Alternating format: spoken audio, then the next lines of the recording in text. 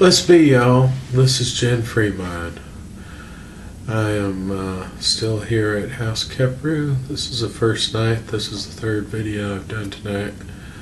And I've had a lot of time to think. It's been a long trip, 1,200 miles of driving. And I love long drives. I really do, because, you know, you get to talk to people. You get to see the country in a different way and figure out the geography that you thought you learned in school, but you don't quite remember where all the states are and all that good stuff. So yeah, I've had a lot of time to think, and this has been a way of just getting away from a lot of stuff. I'm kind of winding down a certain phase of my life. I was very involved in my UU church for a long time, and some other folks are taking over, and so in a way it's kind of sad, but in a way it needs to be. The few folks that have been doing stuff there are tired, including myself, and I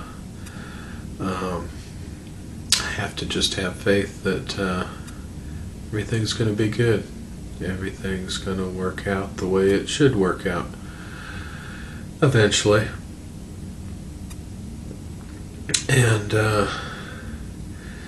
I think it's important in your magical practice to take breaks like this and to go in and meet like-minded folks. I go on a couple of campouts every year. I'm wearing one of the t-shirts, which stock right now. It's a campout that I go to here in Texas, or when I'm in Texas. I'm not there right now, but it's in Texas. It's run by a local Wiccan coven, and that's cool folks. I mean, you go there and people are easy to talk to. It's a very relaxed environment. It's clothing optional environment, which I've been going for a few years now. In the first year, I was surprised, and I continue to be surprised on how actually non-sexual it is, being naked around people and having those other people naked also. It's not the sexually charged environment that you often find in the city, and I think going to these gatherings has given me a different perspective on things.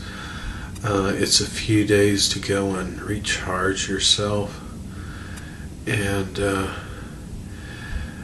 I think if somebody is just solitary all the time, it's hard to validate things. Because I come to a place like this and I can talk to people and use different terms and stuff like that and see where their experiences have been, and they don't look at me like I've got 3 heads or something like that. And it's good to be among people that you can talk to, and I think that's very important in a magical practice, to be able to talk to other people, validate your experiences, because a lot of times we tend to discount our experiences because a lot of things are not concretely validatable, and there's quantitative and there's qualitative science. What we think of in the Western view as science is usually the quantitative. That is where you take an instrument and you measure things and stuff like that. Qualitative, on the other hand, is where you actually you may measure those things, but what you're really after is what is the effect on another subject, a third party, or on the observer themselves. And when you get into the qualitative aspect of it, it's sometimes hard to validate those things because a lot of that stuff doesn't have words for it. It's beyond words, and